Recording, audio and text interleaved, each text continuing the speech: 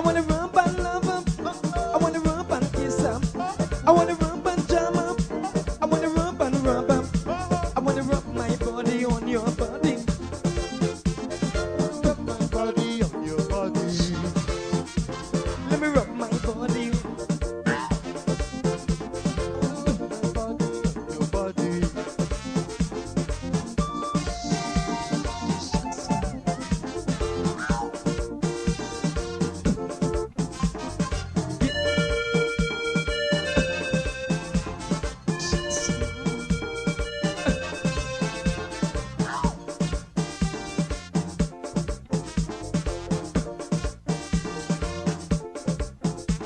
I just get paid. I want to play. The vibes is right. I wanna hug up tight. No time to waste. I wanna work my ways. So come on now, babes. Give me a taste. I wanna rub my body on your body. I wanna rub my body on your body. Let me rub my body on your body. I wanna rub my body on your body. I wanna rub and love up. I wanna rub and kiss up. I wanna rub and jam up. I wanna rub and rub up. I wanna rub my body on your body.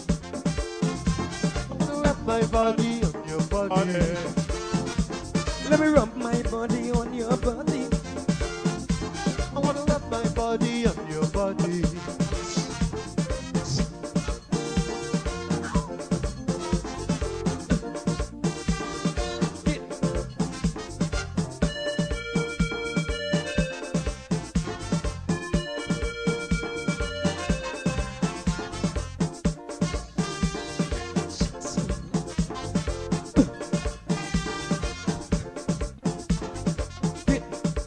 Hold on. I'm feeling, I'm feeling, I'm feeling, I'm feeling, I'm feeling, I'm feeling, I'm feeling, I'm feeling, I'm feeling.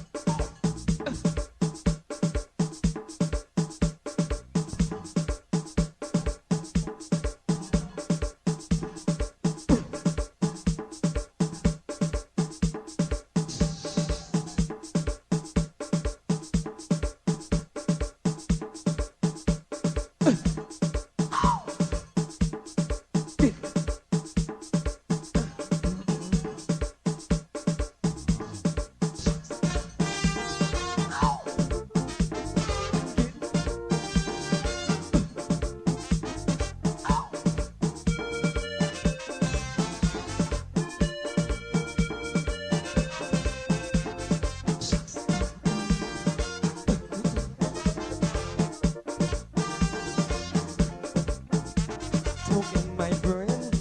I wanna do my thing. Work up a sweat until I soak in wet. Rub your body. If you are looking to have your statutory declaration, affidavit of income, identity, damage or lost passport, lost license, tenancy agreement, agreement of settlement, power of attorney, last will and testament, and certification of documents, then you need to visit the Alistair Collins firm, located at the Killian Mall, 162 Lamaha Street in Georgetown, between Camp and Waterloo Street. Alistair Collins is a commissioner of oaths and a justice of the peace. Make certain you visit him or call for more information at 649-6410 or 685-6448 or 503-1451. And there's adequate parking available. Go down to the Alistair Collins firm and have all of your legal issues settled and brought to the fore. Alistair Collins firm. Contact them at Alistair Collins firm.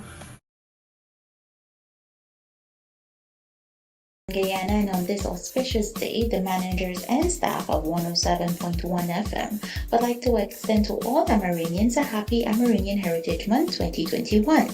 Amerindians reflect the lifestyle, beliefs, and way of life of people who are born in an Amerindian village. We here at 107.1 FM are part of the process of preserving the Amerindian heritage and to be the source of reference. Happy Amerindian Heritage Month 2021, Guyana.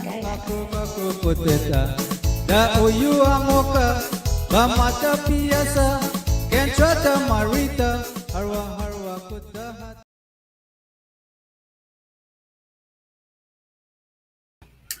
Well, a very pleasant good evening. My name is Mark Benschop. We're going to rock and roll this evening.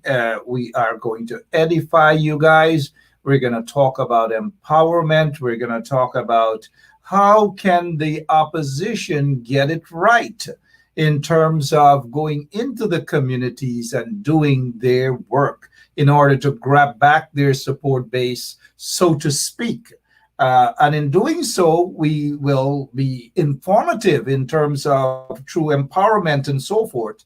But just let me make this point. You're seeing that some folks are, what is it? We are hearing resignation of resignated. As I got onto a source at GWI, and there is no such thing. There's no resignation. There's nothing. Anyways, outside of that. Let me say good evening to all of you guys. Thank you so much for sharing the link. And you know how I usually do it. I don't want you guys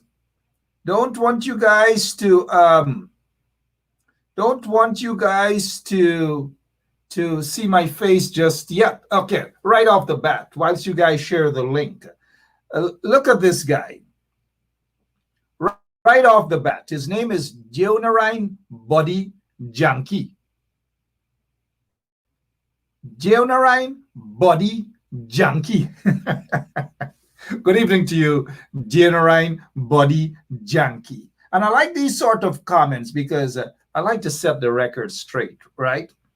Geonarine Body Junkie is saying here, Mark, you had many top APNU AFC on Straight Up. Why didn't you ask them to make public their statements of poll for the March 2020 general and regional elections? Now, Geonarine, they can't make the SOPs public. They can't take it out of their back pocket or take it out of their trousers or their yachting boots or their slippers and make it public. They can't do that, Geonarine Body Junkie. They can't. You know who can do that? GCOM, which is the Guyana Elections Commission, can do that.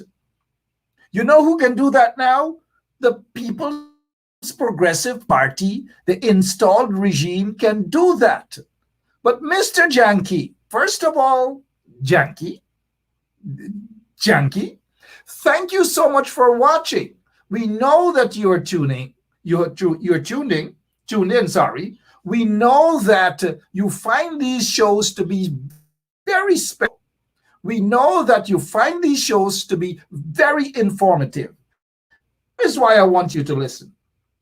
That it is not the coalition who are afraid of SOPs. They're not. The PPP regime has been installed. And I do believe that you should direct that question to Mr. Orgasm, or you should direct that question to Mr. Uncertainty. Direct that question to them, because they are the ones, Mr. Janky, who do not want the elections petition to be heard. They are the ones, Mr. Janky, who are in control of the SOPs. Mr. Janky, they are the ones, the PPP that is, who are jumping up. And I hope our operator, because I want to address this guy before I continue. I hope our operator, Lemon, will remove this COVID-19 hospital for a quick minute. Unless Lemon fell asleep on the job. If that's the case, you'll have to be fired. Let me say this to you. Good evening to all of you. Beautiful people. Now back to Janky. Now, Janky, look, SOPs, right? Where are the SOPs? Do I have a couple here? You think I have a couple of SOPs? You think people will have that in their back pockets? No. Right? So the folks who do not want to share SOPs right now is the PPP. The PPP are afraid of showing the SOPs. deodorant body junkie? For obvious reasons. Do you want me to stand up and tell you the reasons, stand on the mountaintop and tell you why the PPP doesn't want to show the SOPs? Do you want me to stand up and show you, explain to you properly, break it down, so that you can understand exactly what the PPP is doing? They do not want the SOPs to be revealed. They do not want the elections petition to be heard for obvious reasons. But before I give you two of those reasons, let's eat something. Let's eat something. A piece for you and a piece for me. Now, let's eat a piece of chicken. A piece for you, junkie, and a piece for me, because it appears as though you're hungry. Now, I'm hungry too, but we're going to have dinner tonight and we're going to have a conversation. So you grab a quick piece there, Mr. Janky. Grab that quick piece before it's gone. All right? Now, let me break this down to you. That the PPP, one, is afraid of the elections petition. Two, the PPP is afraid to reveal the SOPs they have in their possessions. They are in control of GCOM right now through their good friend Claudette Singh and others, other puppets they're trying to put in place there now, right? They're in control of that. Don't you think? Let me lean back for a moment. Sorry that I'm sounding a little bit like Barack Obama, but let me lean back for a moment. Don't you think that if, according to the PPP, if the coalition had rigged the elections, it would have been on the SOPs, we would have been able to see those numbers. Come a little closer. I want to whisper in your ear whilst you eat your fried chicken. Don't you think that the PPP would have already found a way to expose the SOPs? Don't you think so? They would have done that. But the reason why they haven't done that, it is because they are afraid to do it. You know why they're afraid to do it? Because they know that they have rigged the elections. And so they are the ones, Mr. Janky, they're the ones who have something to hide, not the coalition. So please, Mr. Janky, it makes absolutely no sense that you come here, and we welcome you, Mr. Janky. We welcome you on this program. It makes no sense that you come here. Let me read this from Mr. Janky. You're my buddy. I don't know you, but I'm sure we probably met somewhere. Mark, you had many top APNU AFC members on Straight Up. Why didn't you ask them to make public their statements of poll for the March 2020 general and regional elections? I ain't even start the program. I ain't even say hello to the listeners. All of the regular listeners, all of them, Ms. Booker, Yasmin, Rochelle, Orna, all of them, Romel Chappell, all of them. You didn't even give me a chance to say hello to these people. You didn't even give me a chance to say good night to these people. You just come just like that, like some bad woman, right? And you kick down the door and you come in and you want to start views just so dry. Just so dry you want to start views. Poor Mark. And this is not how I wanted to start my show. I wanted to start it like how I usually do. Right? How I usually do. A very pleasant good afternoon, good evening. Welcome to Strip. But you come and you kick down the door and you want views. Here it is, you walk in with a big bottle of rum probably in your hand and you want to go on and think, but I could behave like that with you too. Right? But I don't want to. But before I go, I belatedly our executive producer is now saying that we have Dr. Richard Van West Charles. This is Dr. Richard Van West Charles. Our executive producer has just informed me. Let me dry my eyes for a quick moment, right? That Dr. Richard Van Charles is on with us. But let me play something for whilst you guys share the link, right? Let me play something for this guy, Gianrine Body. And Gianrine, I've already finished my chicken. I hope you have finished yours. It's free tonight. And all of you who come in with y'all dotishness, right? We know who come in with their dotishness. Y'all will be given a piece of chicken tonight. Trust me, a piece of chicken. Very generous. So a piece of chicken for Janky tonight. All because of his dotishness. But we are going to be kind people. We will feed these people who come with dotishness. All right? So a piece of chicken there for Janky. He get lucky tonight. He come and he get through and he get a piece of chicken. Now let's go to this lady. And I want Mr. Janky to listen to what the woman had to say about the SOPs. And then you could come back some other time with your Jim Cock bring Ram Goat story. Here we go. It means that we would not have gotten the statements of poll for every polling station. To be honest, the People's Republic Party have only a handful of statements of poll. The people who will have statements of poll for all the polling stations would be the large parties, which would be the coalition and the PPPC, because they would have been able to send scrutineers to all the polling stations.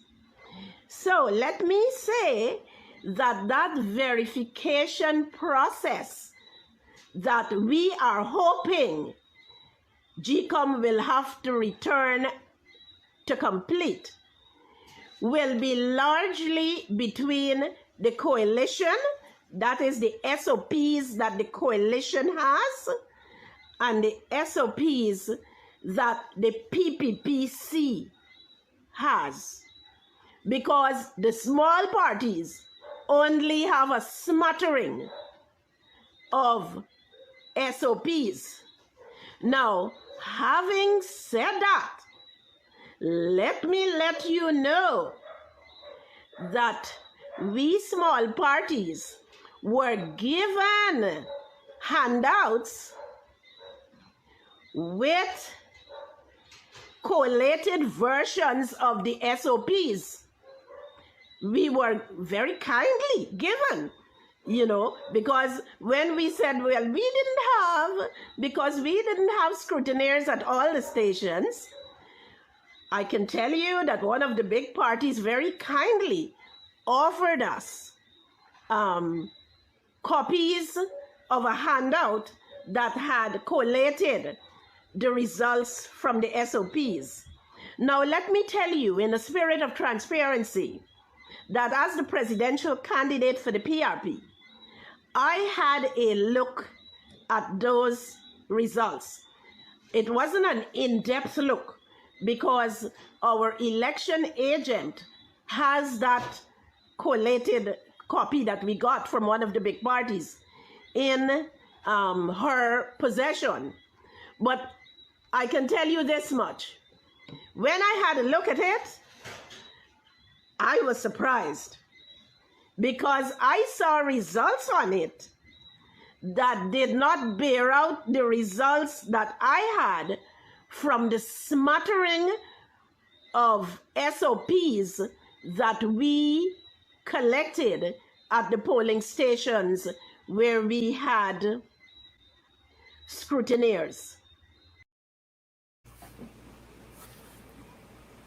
All right, so you heard that, right? And that is for Janky. Janky, that's an independent, that was a lady who ran, and she was being at least a little bit honest to say that the SOPs that were given to them, small parties, smattering, right, was given to them by a major party. And that major party, Mr. Janky, happens to be PPP. But she didn't want to say outright it was the PPP. But I am telling you, in the interest of transparency, that it was the PPP. And so, in the interest of fairness and how we operate here on 107.1 FM on Straight Up, guess who gets another piece of chicken? Pastor Phyllis gets a piece of chicken. Pastor Phyllis, that's correct. Muriel Jones. Well, it's not. It's who is it? Netta Seymour says a piece of chicken for Pastor Phyllis. So, Janky, you got it there, right? It is the PPP. They're the ones who are afraid of the elections petition. They are the ones. And now let me get to my guest here. Let me go straight to my guest. Straight to my guest, right? Because some of these PPP guys, like, oh man, like they're not get right? Any and everything they're coming and talk about, and then when they're confronted with the facts, they run back into the holes, and they hide like a bunch of chickens. They run and they hide.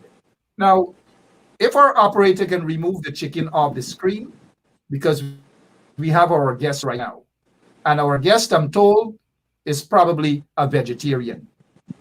He's not. Who's Dr.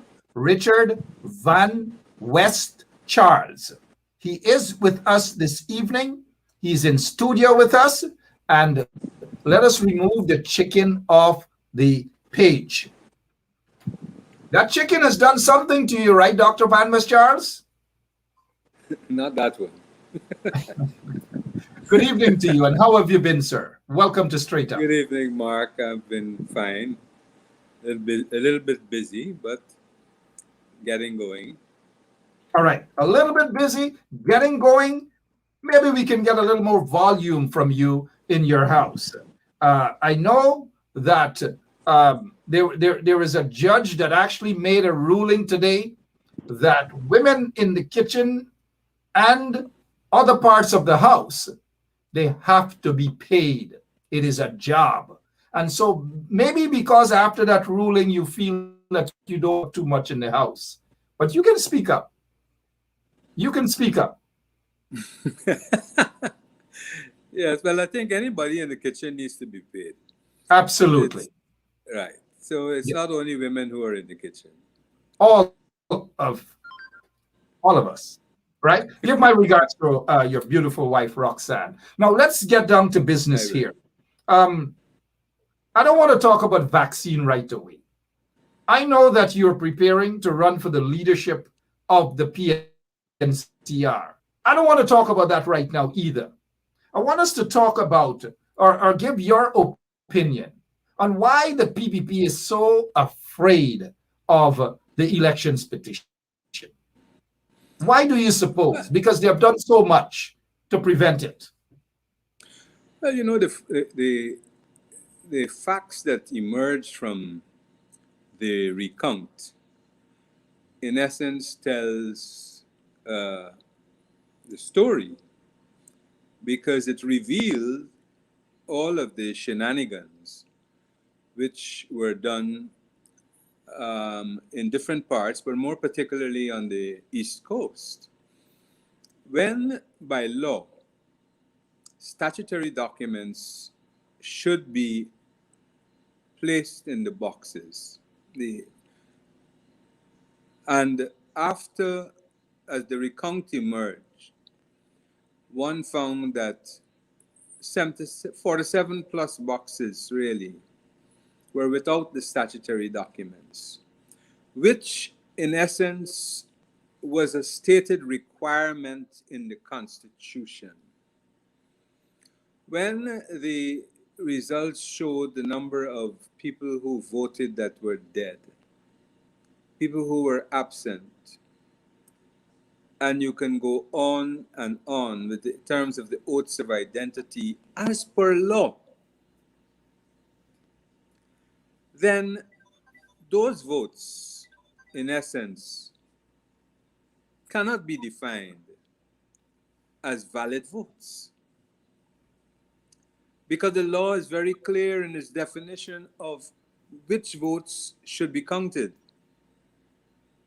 It clearly states in the Constitution that they're valid votes, and the valid votes must meet a certain criteria. So therefore, that is the issue, because that is which shows what went on. And those votes must be discounted. And it is for that reason that in the petition that these issues are being placed, and I think it is being appealed, that will demonstrate very clearly what occurred during the process. And the PPP and the supporters of the PPP, both national and international, refuse to recognize that point. Because on the international side, it is more than placing a government to run the country. It is about access to the resources of this country by those in the international realm. So it is not a simple matter of counting the votes, and it's not a simple matter of placing the government of their choice. It is a matter of what the country as a whole and the population of a whole will be robbed of, will be denied of by the special interest groups.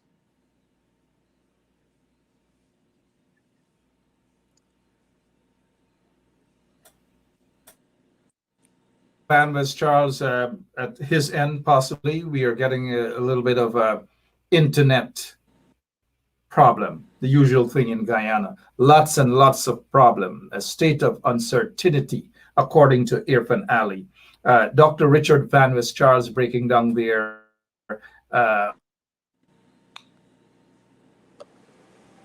And after the recount process, and quite correctly, our Constitution actually says that valid votes, only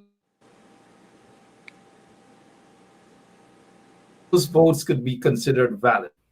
If the stuff with fake identities and all these different things that of whatever it is, and all these different things that, for example, let's go back to this list here so that we can break that down for you guys quickly.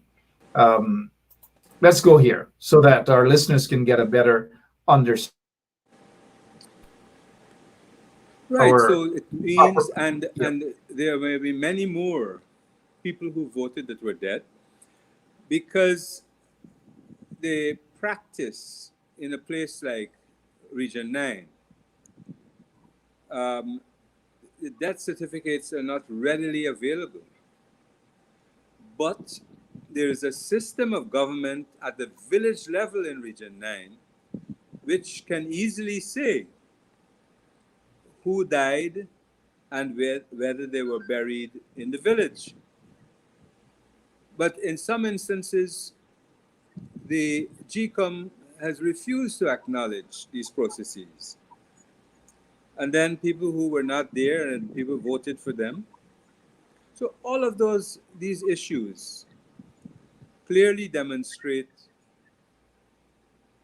that there was a willful act on the part of those who perpetrated these things which are on the screen in front of us. Indeed, but I think more telling are those ballot boxes without statutory documents. Yeah, indeed. 30 minutes after 9 o'clock, straight up, 107.1 FM. Good evening to all you guys on the ground listening to the show right now. We have our guest, Dr. Richard Van West Charles. Dr. Van West Charles, We already know of all the problems, and we don't want this show to be just highlighting just problems upon problems upon problems, because there are times that people need to go beyond that. They already understand all of the problems happening in Guyana. But main coalition supporters are looking there. They're drowning, but they put their hands out there. They want a savior. They throw more problems upon them. Are you of the view that enough is being done to reach out to the support base of the coalition, go into the communities and do some real groundwork, not social media work, groundwork, hold hands with the people, talk about their problems, and not only talk about it, try to solve and resolve those problems? What is your take on that, sir? I believe that what you're referring to is very, very critical. And it is for that reason that the party is structured in a way to have groups in every community. Now, why I'm running is to bring greater effect to the action of the groups, to be in touch not only with the members, but to be in touch with all of people within the community, the supporters, because the thrust of the party, the thrust of the coalition has got to be focused on the improvement of lives and the quality of life in every community for all the citizens. Now, the only way you can do that politically is by being in touch and by understanding where the shoe hurts. So it means that you've got to touch base, you've got to look people in the eye, you've got to speak to the issues, and you've got to have an approach that speaks the truth about whether something can happen today or within another few months or not. But I think good politics requires any good politician to be truthful and frank. But the issue has to be to address the problems and help, for example, help people in the community navigate some of the challenges to access instruments which they should have. You know, I saw in the papers yesterday all about the pensioners who have got to receive their pension books, etc., etc. But I doubt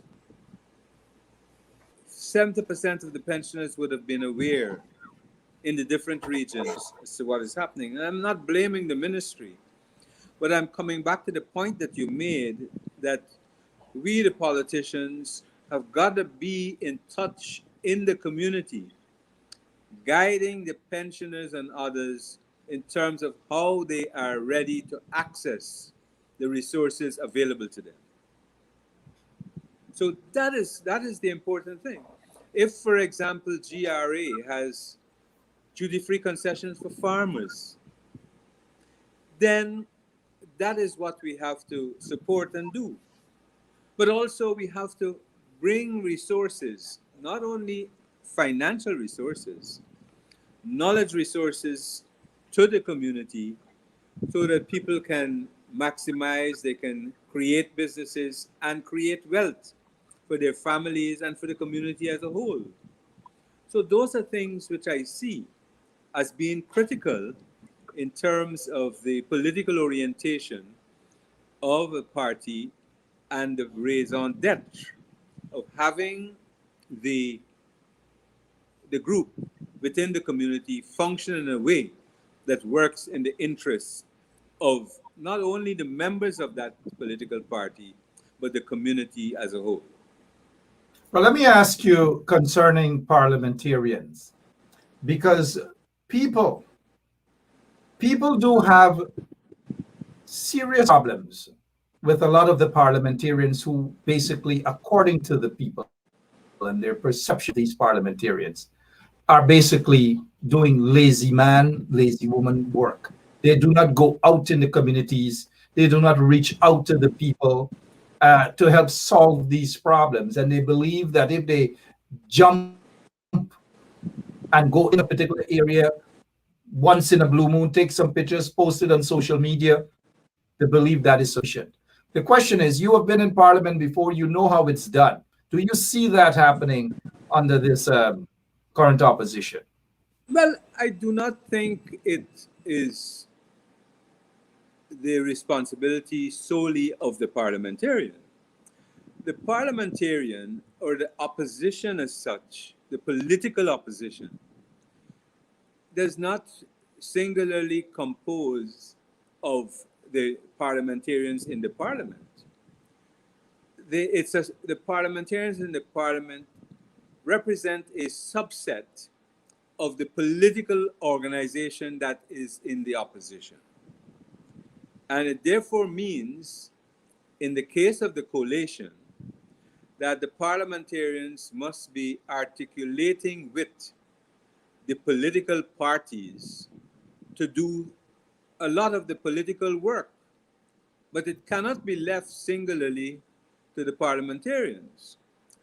Now, it just depends on the paradigm, the political paradigm that is in operation. Because if the political paradigm gives the impression that the parliamentarian is the driver, then that becomes a mistake. It has to be the political opposition that is the driver, and the parliamentarians represent a subset of that to work.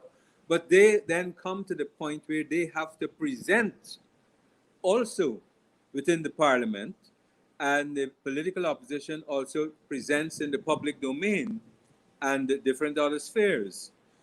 So there must be an articulation of the strategy of the political opposition in order to bring impact and effect to the work that has to be done.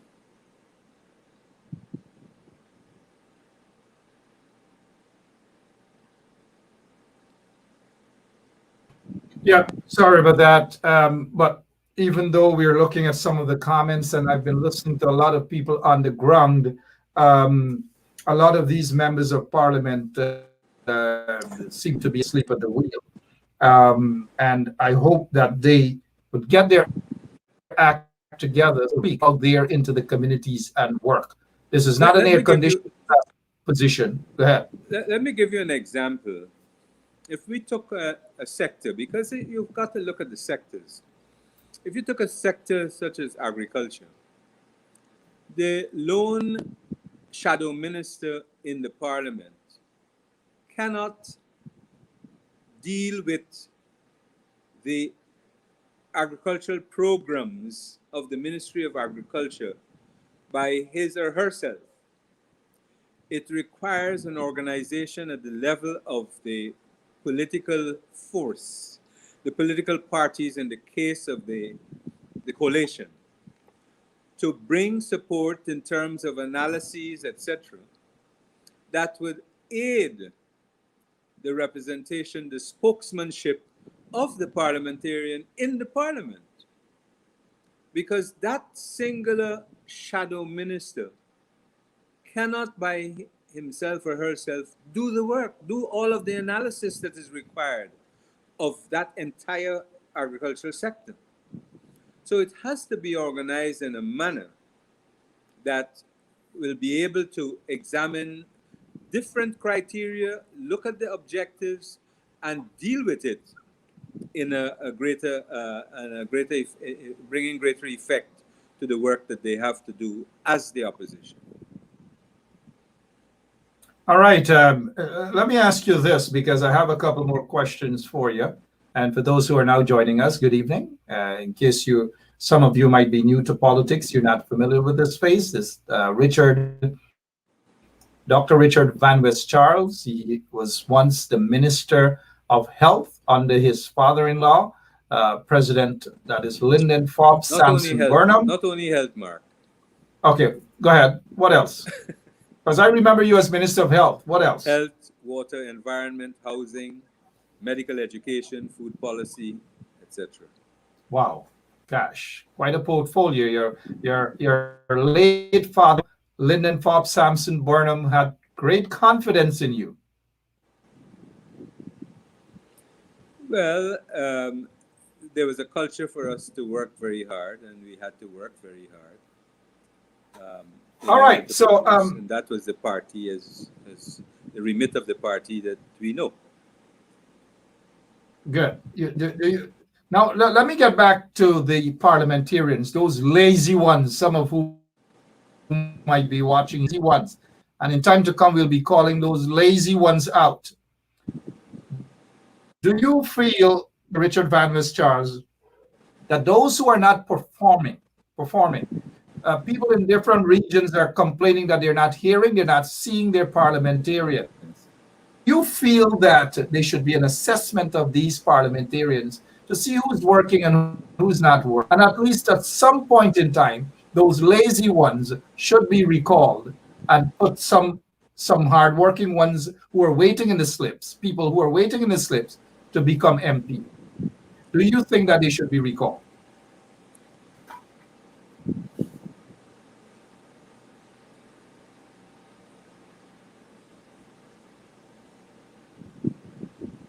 I didn't get the entire question. Yeah, but do you think some of those non-performing members of parliament should be recalled and put somebody in place who can work 10 times harder than some of them? Mark, one of the things, if you look at other jurisdictions, parliamentarians or the people's representative would have an office. And I'm not blaming the PPP. I think it's something that we have to do in terms of the representation. The parliamentarians must have an office in order for them to do the work that is required of them. They need a locus where, and we are not constituency based as such, but I know the parties will assign parliamentarians to different areas, which we may want to call constituencies. But I think we have to consider, in terms of the representation of the people by the parliamentarians, that they need to be within reach of the citizens. They need to have certain resources to support them to do the work that is required of them, whether they are in government or in opposition. And then we can hold their feet to the fire. But we need to ensure that they go, and the people need the people in the community should be informed when they are there. They just don't sneak in, and that may be part of the problem, that they are not using the communication effectively to inform the citizens that I will be coming. There should be a schedule. There should be, people should know their calendar, where they're going to be, when they're going to, where they're going to walk, all of these things, so that they are reachable. So I suppose the office of the, because they haven't got their own offices, the office of the leader of the opposition would then look at or share their calendars with the general public, where they will be, when they will be there, how long they will be there, and then we'll be able to measure effectively how they're functioning. All right, Dr. Richard Van West Charles there, enough of those MPs. We'll be dealing with them. In fact, we wouldn't be afraid to share their names with you guys and photograph, especially the ones that we don't hear about at all. It is as though they're sleeping. And occasionally they come out and they make a bow, hello, and they disappear. Some of them feel it's a Facebook thing. You know, some of them feel that they get a platform on Facebook, and that's politicking. That's the sort of politics they believe in, and the representation. It's not just like that, Dr. Van West Charles. No, that's a mistake, because you've got a whole range of citizens who are not on Facebook. You've got a whole range of citizens who are not into social media. And that's why you've got to understand the profile of their community. And therefore, I would agree with you that we have to be able to have indicators of accountability for parliamentarians. Indeed. 46 minutes after 9 o'clock. Dr. Richard Van Miss Charles will switch out from that for now. 10 persons have died. 10. Probably 10 registered, maybe more. 10 persons have died today. Between last evening and today. 10 persons, the COVID-19. 10 persons. What is happening? Yesterday was 8. The day before was 10 or 2 or 5. Previous day, 7. What's happening, Dr. Richard Van Miss Charles? What is happening? Well, as we said before, Mark, let me reiterate what I've said before. The program is being mismanaged. One of the worst things is that the government has refused to really indicate to us which variants are circulating and where they are. And we don't know, for example, of these 10, how many died as a result of an infection from the variant, where they're circulating. The other thing is the public health guidelines are not being adhered to. And the government has a role in ensuring that they are adhered to. And do not believe that vaccination is the be-all and end-all. That you've got to ensure that you are cleaning properly. You know, I was by a public office today, and the cleaner was cleaning the floor with a mop and was cleaning the seats where the public has got to sit with the said mop. And I could not smell any disinfectant in that water. And so we assume that people know to clean. And this, what we're talking about, people have got to be taught to clean properly and wipe surfaces with certain concentrations of disinfectants. And this is most important in schools also, in offices. And that's why we're saying that this program is totally mismanaged. And we have said before, Frank Anthony, I don't know. My view is that he should know. I don't know what is the issue. But the way we are going now is a matter of concern. And if he cannot step up, he has to step outside. He has two other former ministers with him. And I don't know whether that is creating the bottleneck in the ministry, that he hasn't got full control. But there is a problem, a serious problem in terms of the management of this program. And when we look, for example, I looked day before yesterday at the number of tests, the number of cases between September 11th to September 22nd. In Guyana, it was about 2,000 and something. In Suriname, it was about 6,000. But I believe that Suriname is doing much more testing than we are doing. And what you cannot get a grip on is the testing, where they're done, in which regions. We are saying that the test sites, what you're talking about, people should know their status and should access the test free of charge. At this stage, the price is coming down and people should be able to access. You've got to be able to listen to people's concerns, whether right, real, or imagined, and then educate and correct and put people on the right path. But if you refuse and you really only want to resort to bullying, then we're not going to get any place. And remember, this is a multi-ethnic society. The major issue that you have is a trust issue, right? For example, people should be taught that they are empowered to ask whether or not, may I see the vial? What have I got to look for in the vial?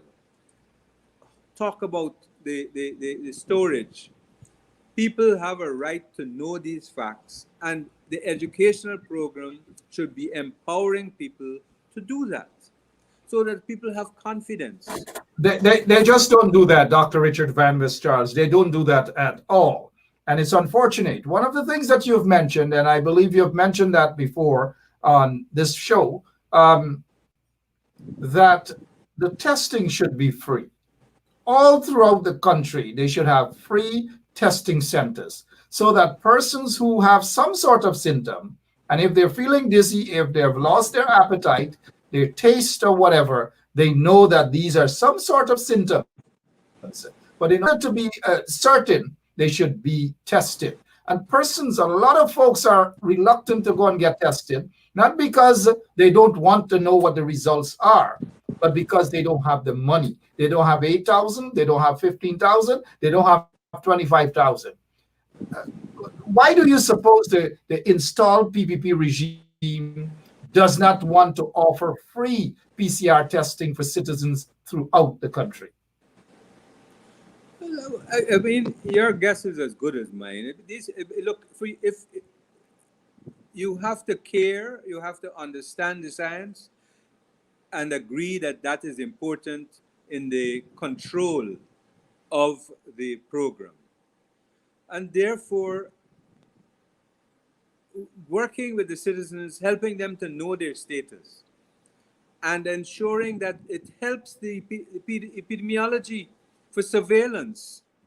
And you can work and get the citizen to understand if they know that they're infected, if they're symptomatic or not, or asymptomatic, and then decide to move them, help them to navigate through. As I said on another program, I stopped and I asked a woman, exactly why are you not being vaccinated? And her issue was she's afraid of needles. So one has to spend some time to explain to her and say, look, how this thing will go. It will not hurt you. Why is it important for you, etc. It is not only important for you, but for your family, your fellow workers, etc. And help them to understand. But if we decide that that is too much and that is too costly, then we are not going to open. And let me say to you, Mark, we are coming to, we talk about the new normalcy. If we do things right, we can coexist with this virus.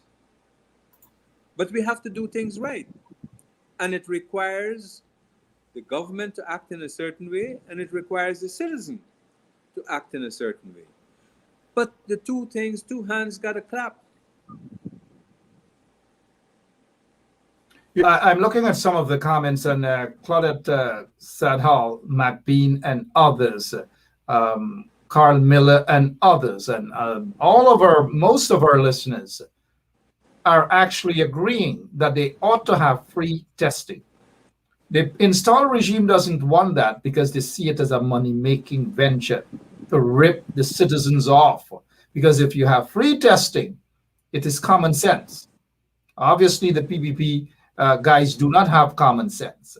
That if you have free testing, let us say a free testing center at Port Morant, Manchester, Alnis, Philippi, Blackbush, Letem, Linden, either Mackenzie, Wismar, Kokwani, Ituni, Madhya, Bartica, and all those places, people will go out and be tested, and they can be able to detect early o'clock that they have the virus or not.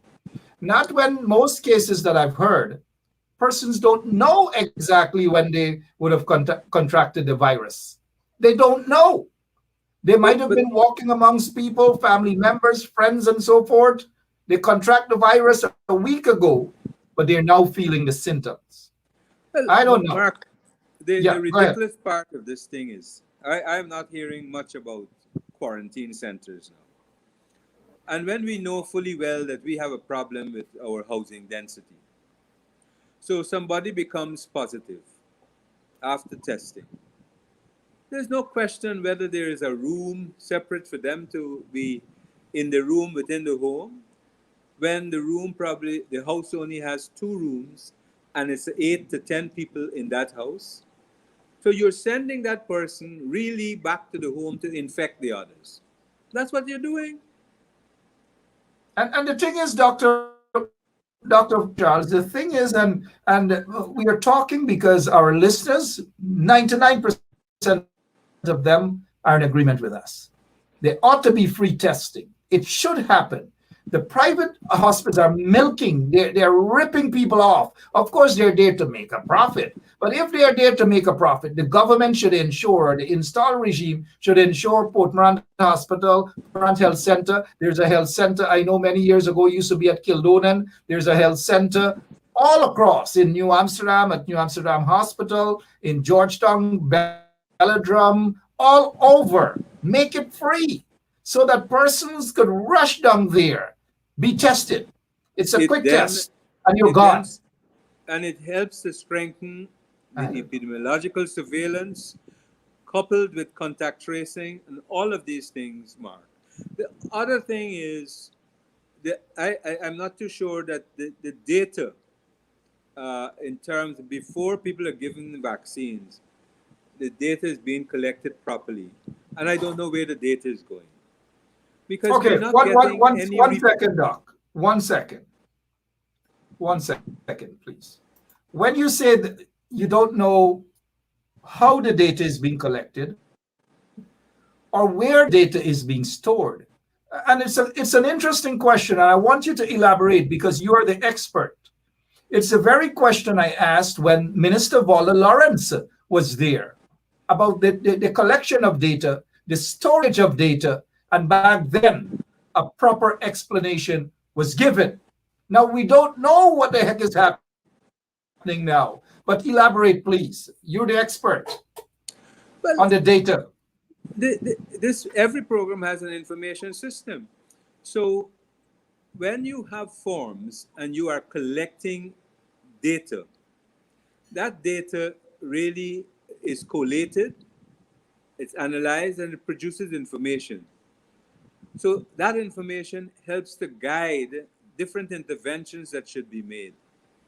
Now, one is not getting, I assume that the data is being collected and left at the center where it's collected, and it's not moving. And this data should be in a computerized system, being collected and moved to a center for collation and for analysis to produce the information. So in each region, we will have a sense of how many tests have been done based on the population in the region, for example. What is the positive rate among the tests done within the population? Is it evenly done across the region, or is it only in a certain area of the region? That is the transparency that we talk about from a programmatic standpoint. And it helps us to understand what is going on and what action should be taken. It then means that even how you allocate resources for testing, etc., and where they're placed. So that's why we keep saying that this program is mismanaged. I'm glad that you've mentioned that. We all know, Dr. Richard Van Mes Charles, that it's being mismanaged. Incompetent folks are running it. Dr. Frank Anthony is not living up to expectations. Hundreds of persons have died because they are failing to do what they should do. A simple thing, testing, free testing. Why the heck that can't happen? Of course, you wouldn't have the answer. You can't go into their minds to know why they're not doing it. But let me ask you this. Approaching 900 plus persons have died. The Minister of Health isn't doing much. He can't do anything. Some of them are lying. Here's my question, Dr. Richard Van Mes Charles. I know you have said that you and Dr. what's his name? The doctor. Dr. Frank Anthony are friends. He has failed the nation. He has failed us as a people. They are the cause why hundreds of people have died. Maybe who should not have died. Maybe if they have gotten the resources to take the testing free of charge. Do you believe that it is time But that Dr. Frank Anthony submits his resignation? well, I have said so in the last press conference of the party. And if the program is short of resources, then they should have been doing their analysis and coming back to the parliament, clearly stating that they're short of resources to do the testing.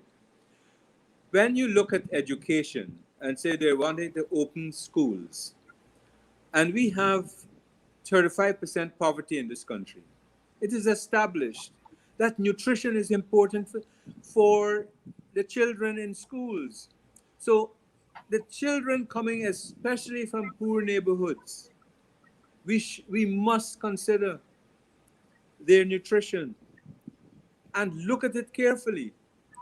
We've mentioned to you about the water and sanitation in schools is a major, major problem. And also, because we want learning to be continuous, access to the internet, and this is a recommendation, for example, low cost access to low cost internet, which was made by a socioeconomic impact assessment done in Barbados, for Barbados. And in our case, we need, especially for learning. So those are things, and the economic impact of this disease is tremendous.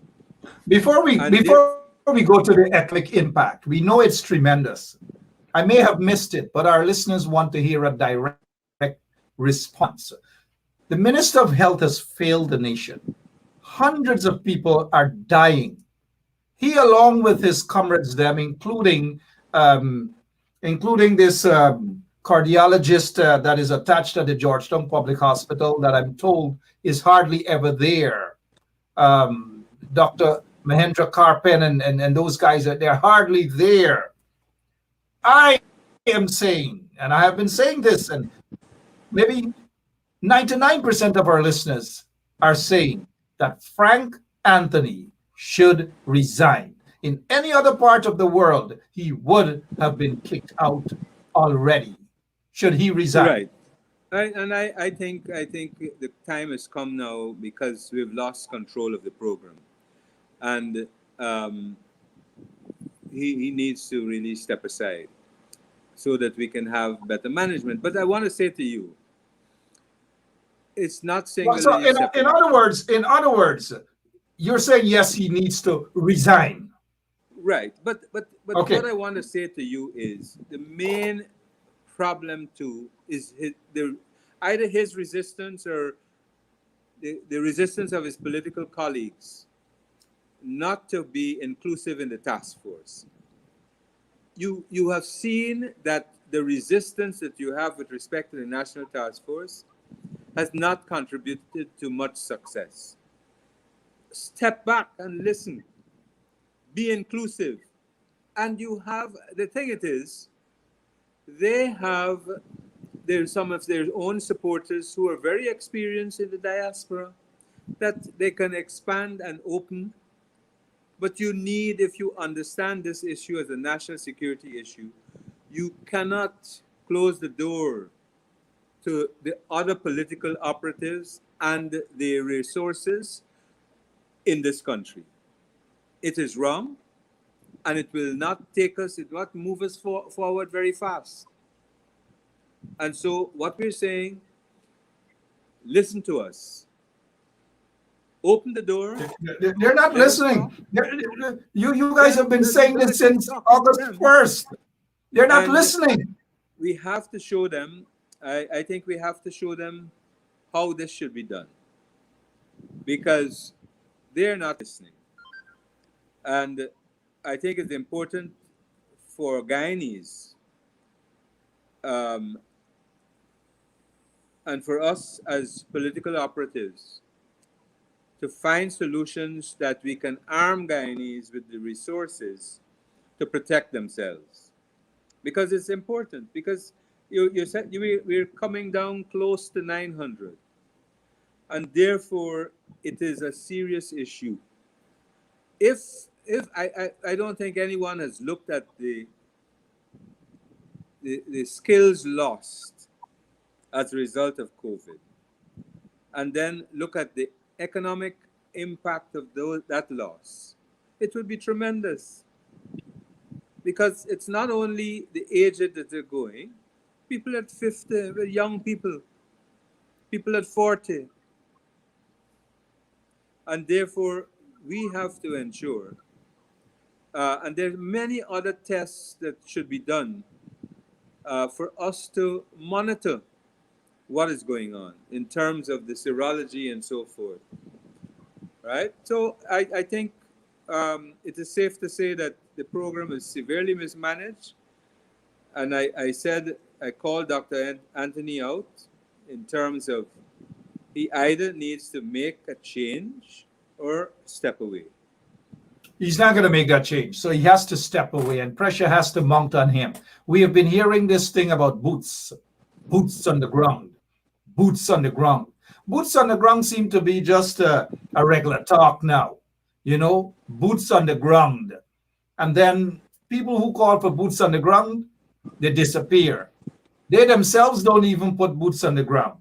Otherwise, people like Frank Anthony and them would have been running the distance, running out of their positions and so forth, because the ice pass Guyanese, hundreds of people are dying every day, 10, 15, 8, 9, 5. For a small nation, and the government, the install regime doesn't give a damn. Frank Anthony, who has 3 advisors, 2 of whom are former ministers of health. We don't hear from them, but thank God we don't hear from them. Because what is Barry Ramsaram going to say to us? What is Ramsamy going to say to us? The other doctor that is on as an advisor to Frank Anthony, we hardly hear from him. But I have some sort of respect for that other doctor. Not for Frank Anthony, not for Leslie Ramsamy, and certainly not for that slap and strip guy, Barry Ramsaram. Now, you say that you're calling them, you're asking them. It seems as though the opposition guys, you guys are begging them. Come na man, come la we gyaf. Now the people don't want nothing to do with y'all. Y'all got to find other options on this table to bring these guys into subjection, to squeeze them, to catch them and wrestle them. Politically speaking, that is. The other thing is, it is pretty obvious why they don't want a joint political task force, because the install regime has a lot to hide. They don't want to share their data. They don't want to show exactly what you have said in terms of the demographics and how people are dying and how they are infected, the age group, gender, and all these things. They don't want to reveal that. They have a lot to hide. One more thing. But just to say to you, Mark, that I agree with you. They don't want the joint task force because when APNU AFC was in government, we invited them to participate in the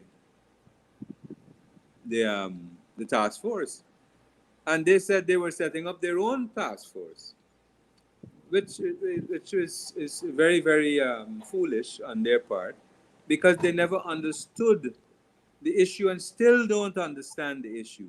And all they can see in this issue is raw political power and control and access to resources. That is what they see. Raw political power and control and access to resources. Raw political power and control. And we go back to boots on the ground. Boots on the ground. It seems as though this thing is just a talking point and a social media comment that they feel that if they go and talk tough on social media, that is sufficient. That is not sufficient for the PPP. If y'all want to talk tough and put on boots and go on the ground. Confront the PPP the right way. And we're not seeing that. We're not seeing it. We're not seeing that. To say that as the president said, we have testing centers, PCR centers. Where are they? And we asked the question, where are they? Give us the map. Help people to understand. Where are these testing centers? Mr. Irfanali probably And was who has to referring pay for to, what? when he said testing centers, he was probably talking about common entrance place. When they write common entrance, they got to go and take their test. The guy lies off the top of his mouth. He said there's no extrajudicial killings and all these things in Guyana. What is your take on Irfanali's speech at the United Nations? Apart from the uncertainty and apart from Jagdev and his orgasm, what is your take on those lies? Oh, look, I mean, when you go to a forum like that and you are blatant in speaking untruths, and we know that we have the evidence, and what we have to do now is to make that evidence available to all and sundry. And this is something that we, as a political organization, we have not been doing well in sharing the information and getting the information in the hands of people who need to make certain decisions with respect to the country in all spheres of activity. You know, we deal with the multilateral institutions, we deal with the bilateral institutions. We have to have a way of setting out and getting the information to show how many extrajudicial killings. I mean, the worst, which has topped it all, is Mr. Boston's death. And in many ways, we haven't put the commissioner under pressure. We have allowed him to say he didn't know anything about it. He should be stepping aside. Which commissioner? The commissioner of police. Who is that? Nigel Hoppy. He's the commissioner of police? You know, he should step aside. Because how can you, with such a murder, you must be able, by now he should have called on the officer who directed the SWAT team to go, to be off the job. And so both of them should be off the job. A commissioner of police would have done that. In fact, that entire SWAT team should have been under close arrest.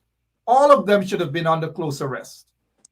But instead, they found one little constable. These are the people because they really don't want to charge the constable. They want the matter to die down.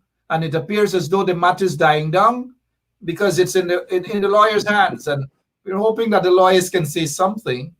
The family can't speak unless they speak through the lawyer. So everything quiet down now. I don't know what's going on in that country, man. Honestly, everything is dying down. But yet we have some of these guys on your side, the coalition, these MPs, they're coming on social media and fooling up the people, but boots on the ground. You know how many people I know went out and purchased boots? Huh? Boots on the ground. Speaking of that, and that false hope on the people, boots on the ground, and you can't find them. And fired up, and you can't find them. Politics is not about labels, and political strategy requires different processes within political organizations. And so the flippant approach will be calling, as you would say, boots on the ground. But when you are going to engage seriously in serious political strategy, it requires an organization to do a different level of work. All right. Speaking of a different level of work. I leave it at that point. Good. Fair enough. The party congress is coming up, and we're looking at the time. You have declared your intention. Once nominated, you will run for the leadership of the party. Is that still the same? You will? Yes, I will. Okay. I will. How much of a difference? Because people... Sorry, go ahead. I interrupted you. You were saying, go ahead. No, and I am not going to hesitate because I believe our country is in a very difficult moment. And we are in a difficult moment, and yet our country can be a great country.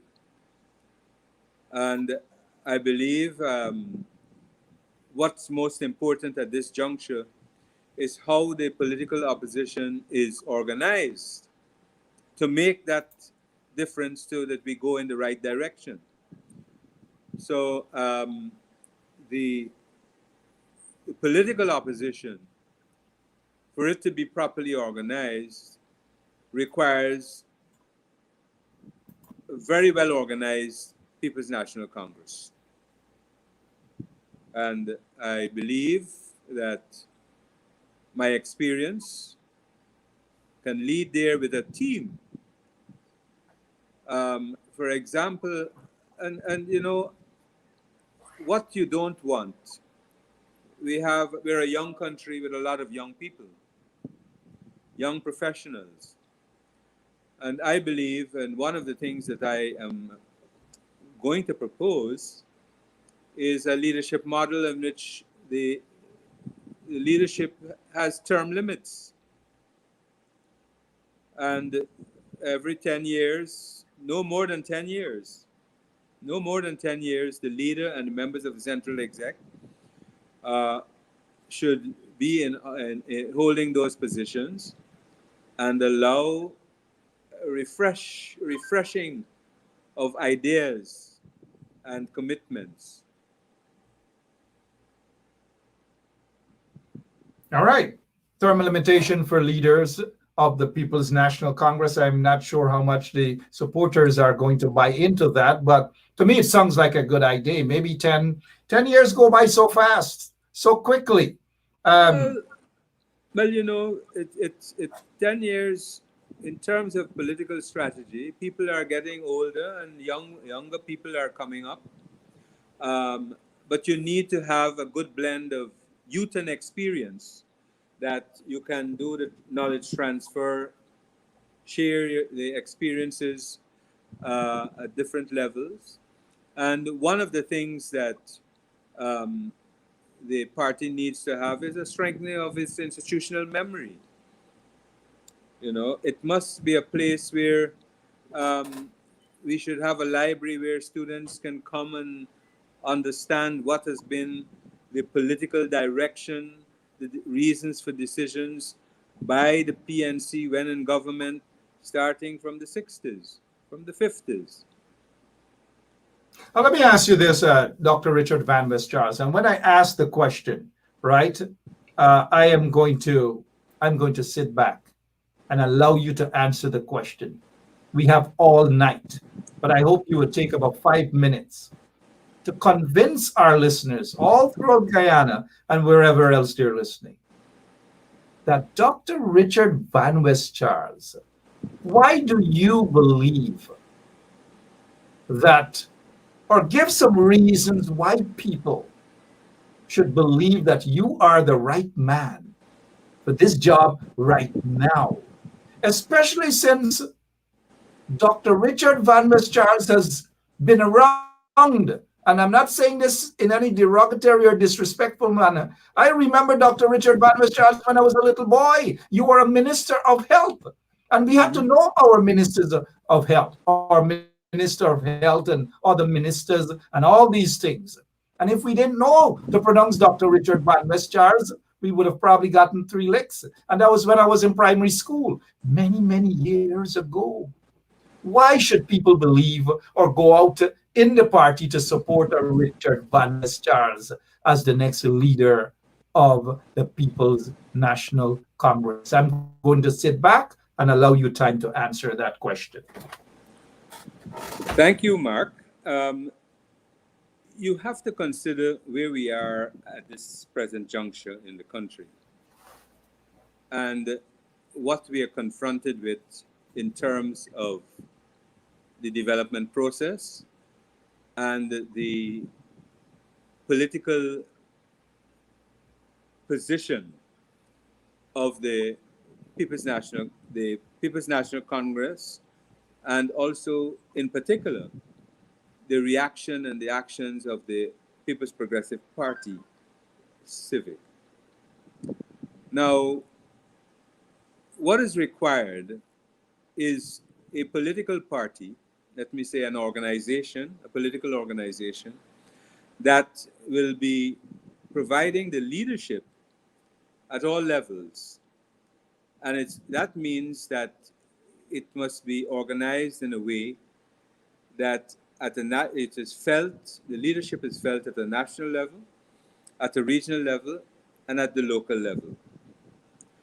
Now, that can only happen by how you're organized, and it also bears in terms of how you orient the people at the local level. I believe that where the local level is very, very critical to ensure that change is going to come and the understanding is going to come in terms of how we move forward. Now, for that to happen by itself, it requires the organization to be shaped in a way that, and shaped in a manner that whether you are in government or not, that the organization, that is the political organization, is so structured that we can ensure, and let me give you an example.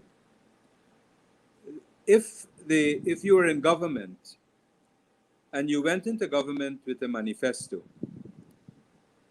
that manifesto, because you're in government, is not put on a shelf. The political organization must be structured as such to monitor whether the policies that you said you are going to implement are truly going to be implemented, and you're not straying away from what you have committed at the time of going to elections. Now, if you look at my experience, I have a wealth of ministerial governmental experience. I have a wealth of experience in the international arena. And therefore, bringing these two together with my knowledge, it allows me to work with a team, because in my both national and international experience, I've worked with multi-ethnic teams in a very, very successful manner. When I was in PAHO WHO, we had to work with different countries, different ethnicities, implementing programs. And I've also had the responsibility of working with many programs in many different countries at the same time. So the challenge of working in a country such as Guyana is not going to be difficult. And I think, as evidenced by what was done at GWI in terms of the change brought about with respect to the services provided to the citizens. It is sad that they have reverted to whereby people haven't got access to 24/7. But the changes in GWI were significant. And it was important that my experience was brought to bear in working with a lot of younger professionals, nurturing them and exposing them so that they can take charge. Politically, that is important at this point in time. And so you need, for example, a modern and effective secretariat within the party, structured in a manner that will be able to provide guidance to your parliamentarians, for example, to ensure that your parliamentarians are being effective in what they have to do in their representation of the people's issues in the parliament.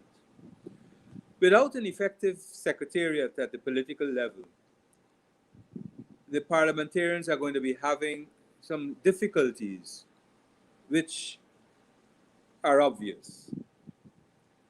And the work of an opposition, the function of an opposition, requires deep analysis, deep research.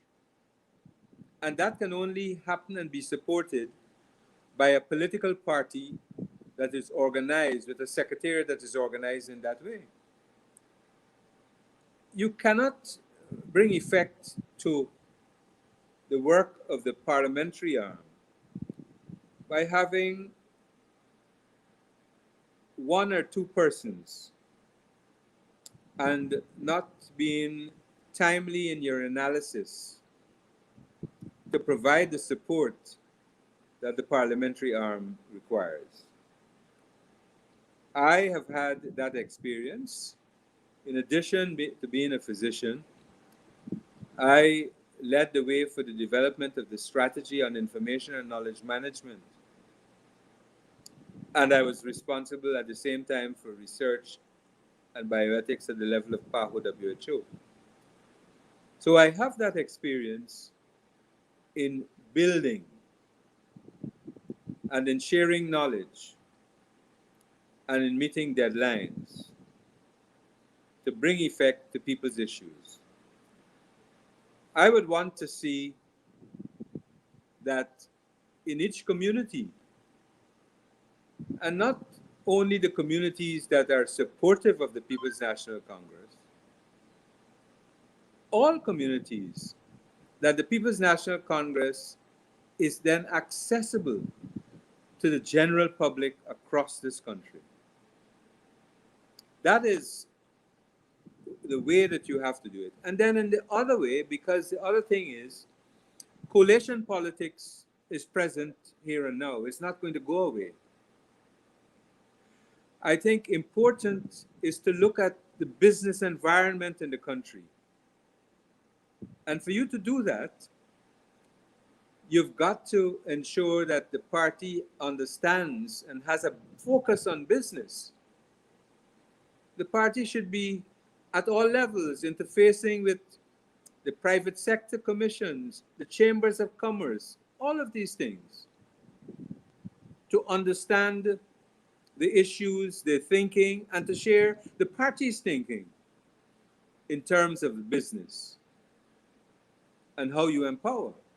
And so the partnership is not a central locus, but the concept of the partnership has to be finding its way down to the local level. Because we believe in that way, you become more inclusive. By practice, not by word. And you are able to share ideas with different sets of people. So, I mean, you've given me 5 minutes, but there are a number of other things which must be addressed in order for the party to be prepared. Reaching out to labor, trying to ensure reaching out to the religious sector, to listen to them, to different areas. That is how, and most important, trying to ensure that where equalities exist, that we understand what are the determinants of the equalities and we can invest to remedy it. But it has to be a process by which the leadership, and it's not a concept of the leader by himself or herself, it has to be done with a leadership team. But the leader and the team must be abide by the constitutional requirements of the organization so that we can proceed in a way that we bring effect to the objectives of the organization. You're done. Well, I've stopped there for a while. Yeah, thank you so much, Richard Van West Charles. We want to hear more from not just I you. want to say, I want to say one other thing, Sure, go ahead. Mark. Mhm. I believe that as a party, we have to confront race. The race issue has to be confronted as a country. The party has to lead in that confrontation, that it becomes meaningful if we are going to live by the motto of one people, one nation, one destiny. Well said, Dr. Richard Van West, candidate for the leadership of the PNCR. We will have all serious contenders. We will give them equal time right here on 107.1 FM. Even if they want a different time on the radio station, we will give them the time. Dr. Van West Charles, we have other slots available. If you want your time on the station, just ask and we will grant you that. The other serious contenders, the same with them. I have, as of now, I have no horse in the race. I want to see if more folks, more serious folks, are going to come in the race. And I promise our listeners that maybe 1 week or Well, 2 weeks before the well, you elections, didn't alert me. I may choose a horse. You didn't alert me this evening. You called me. Yeah, You called yeah, me yeah, half an hour before, exactly. didn't you? At at at least I will at some point in time choose a horse. Not now. I want to see who else is going to be entering the race. I like what I'm hearing by some. Well, there are only two so far. Yourself and Aubrey Norton. I don't know if Mr. Granger is running again. I don't know, but Well, we I have. wouldn't know. We wouldn't know until the nominations come in. Okay. There could be many more. Yeah. So it's just that we have given an indication, but Yeah. you can have many more nominations Lots for more. the Lots more. leader, vice chairman, chairman. You know, That is why I want to take a look at what's happening first before I say whether Van West Charles is the man with the boots hit the ground and take control or someone else. I don't know as yet. And Dr. Van West Charles, I have a lot of respect for you. But I will make a decision as to who I believe is the best person. But I don't vote. I can just give an opinion. And but you guys have to work harder, though. All of you guys have to work for my endorsement. All of you. It is not going to come easily. It's just like no, you go in advance and I you think what you're stretch your doing hand up. is and Yeah, is strengthening our democracy, because it is always good to get a sense of different people's views in the process. I think we never we don't know everything, and one of the important things that we have access to the internet now, it allows a wider group of people to be able to interface, share their ideas, uh, and help governments to do things in a different way. You know, I am a proponent of participatory government. It's not easy at times, but I think the internet in itself opens up the possibilities of greater participatory government and governance in the process. And people, people don't understand sometimes that information is the key to making a democracy function. And the more information we can give to our people, it helps them to make the right decisions. Like COVID, the more information we can give, it is better for us in terms of what we do. well said. Thank you so much for your time, Dr. Richard Van West Charles. We appreciate you taking time out to be here with us this evening. And to all of our listeners around Guyana and around the world, thank you all so much. I like the race. I like that sort of democracy.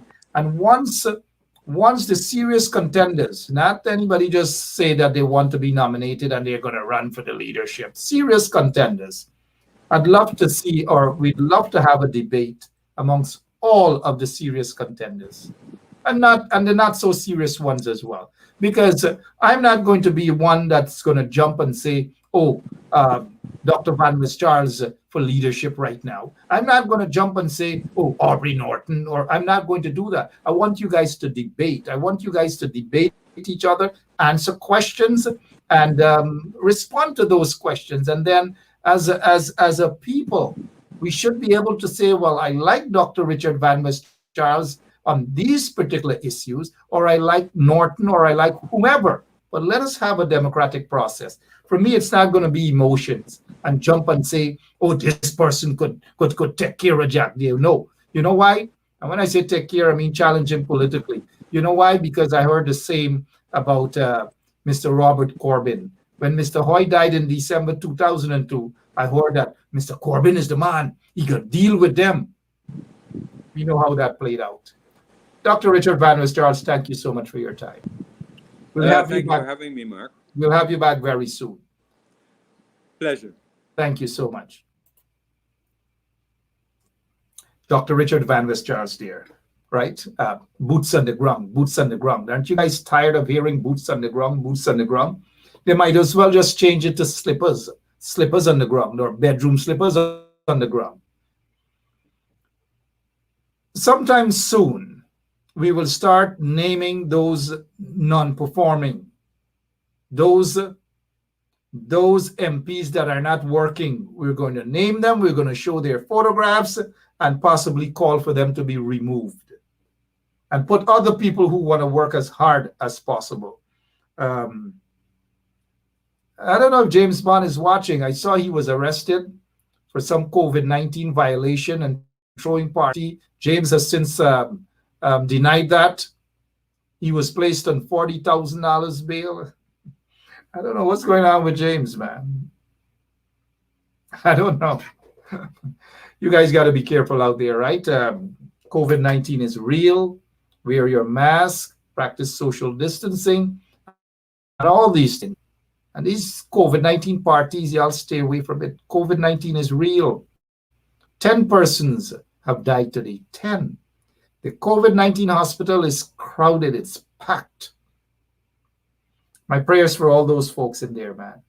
I'll be back tomorrow, same place, same time. And to all you beautiful listeners, every single one of you, Lennox McBean, all of you, Hazel Johnson. I see Hazel Johnson is saying beer, foot on the ground, right? These people are making this thing a mockery. Boots on the ground, boots on the ground, boots on the ground, and then they just disappear. As an activist, I take those things as a form of disrespect and basically insulting the masses. Insulting. If you know that you can't have boots on the ground, well, don't talk about boots on the ground. If you have pussycats at home or whatever, take your pussycats on the streets and tell the people them that this is what you have on the ground. Pussycats on the ground, not boots on the ground. Cats on the ground, boots on the ground, and we can't see you guys, we can't hear from you guys, and then you come back on social media and I don't know. Colleen Isaacs, how are you? Good evening to you. Rita Singh, pots and pans on the ground, roti on the ground, bake on the ground. I don't know.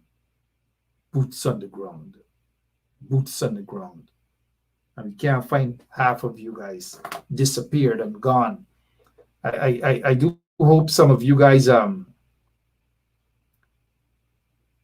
do hope some of you MPs would resign before you're fired. If I had my way, I'd fire almost half of you guys. $250,000 a month and you guys not working. Duty-free concessions, y'all not working. People punishing throughout the country. People need proper representation. And what y'all doing? What exactly y'all doing? J.R. Crawford, man. Maybe I got to get J.R. Crawford on tomorrow night or Wednesday or whatever, and wake these people up in the opposition. Then some of them with the crocodile tears. I can't stand the crocodile tears, man. Politics is not for the weak-hearted, you know. You got to get guts to be involved in politics and go out in the streets and represent your people, them in the communities, walk around, hear what is happening. That is what you should do. I'm getting boots on the ground. I'm pissed off, man. I went out and I bought a size 8.5 boots. That's my size, 8.5 boots. Jack, they're in here, fun, they're like 6.5 and 4.5. I'm 8.5. Oh yeah, 8.5. Boots on the ground. Give me a break, man. Let's play this Psycho Andrew song and call it a day. For now, boots on the ground. I've got to go, man. Sometimes I get tired of some of these lazy AS politicians. Lazy. Tired of them now. But I'm not tired of you guys, our listeners. In fact, I love you all. God bless you. It's hard to be at peace with the ones who are so discard. It's hard. Them have a knife in your back and them smile it so broad. Help me deal with the ones them who said them love me when them really don't. Help me deal with the fans them kill me flesh when the crowd a shout. Jesus, help me on the battlefield. Jesus, help me on the battlefield. Help me on the battlefield. Cause the booby traps with them set is real. I never want to take your glory, Lord. Send your angels to encamp around about me and stand guard. To envy is so easy and to love it is so hard. Let me work for your glory and not for the award. Don't make me ever get caught up in the scream and the applause. And go talk about the blessing and not talk about the Lord. All these things are vanity. I need your reward. Let me be real. Don't put on no facade. Help me to deal with the ones them who said them love me when them really don't. Help me to deal with the fans them kill me flesh when the crowd a shout. Jesus, help me on the battlefield. Jesus, help me on the battlefield. Help me on the battlefield. Cause the booby traps with them set is real. Sticks and stones can break my bones and words can harm me. They can harm me. When the evil come against me, you'll protect me. You'll protect me. Father, I need the strength of your son. Cause you know my work is not done. Lord, I need that endurance just to finish this race that I run. Help me to deal with the ones them who said them love me when them really don't. And help me to deal with the fans them kill me flesh when the crowd is shout.